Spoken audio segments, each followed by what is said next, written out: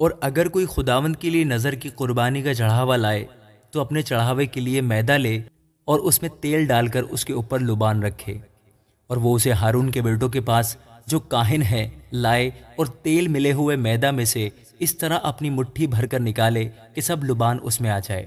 تب کاہن اسے نظر کی قربانی کی یادگاری کے طور پر مذبح کے اوپر جلائے۔ یہ خداوند کے لیے راحت انگیز خوشبو کی آتشین قربانی ہوگی، اور جو کچھ اس نظر کی قربانی سے باقی رہ جائے وہ ہارون اور اس کے بیٹوں کا ہوگا۔ یہ خداوند کی آتشین قربانیوں میں پاک ترین چیز ہے۔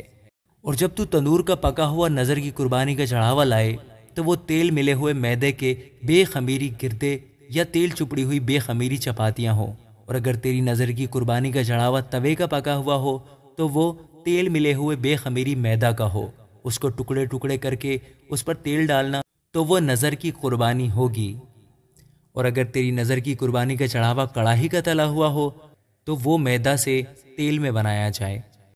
تو ان چیزوں کی نظر کی قربانی کا چڑھاوا خداوند کے پاس لانا، وہ کاہن کو دیا جائے اور وہ اسے مذبح کے پاس لائے، اور کاہن اس نظر کی قربانی میں سے اس کی یادگاری کا حصہ اٹھا کر مذبح پر جلائے۔ یہ خداوند کے لیے راحت انگیز خوشبو کی آتشین قربانی ہوگی، اور جو کچھ اس نظر کی قربانی سے بچ رہے وہ ہارون اور اس کے بیٹوں کا ہوگا۔ یہ خداوند کی آتشین قربانیوں میں پاک ترین چیز ہے۔ کوئی نظر کی قربانی جو تم خداوند کے حضور چڑھاؤ وہ خمیر ملا کر نہ بنائی جائے۔ تم کبھی آتشین قربانی کے طور پر خداوند کے حضور خمیر یا شہد نہ جلانا۔ تم ان کو پہلے پھلوں کے چڑھاوے کے طور پر خداوند کے حضور لانا، پر راحت انگیز خوشبو کے لیے وہ مذبح پر نہ چڑھائے جائیں۔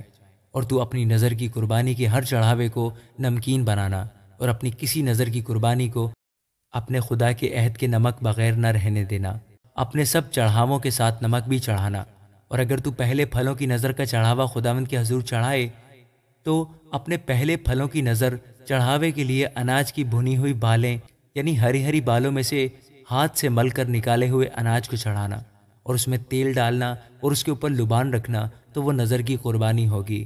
اور کاہن اس کی یادگاری کے حصہ کو یعنی تھوڑے سے مل کر نکالے ہوئے دانوں کو اور تھوڑے سے تیل کو اور سارے لبان کو جلا دے۔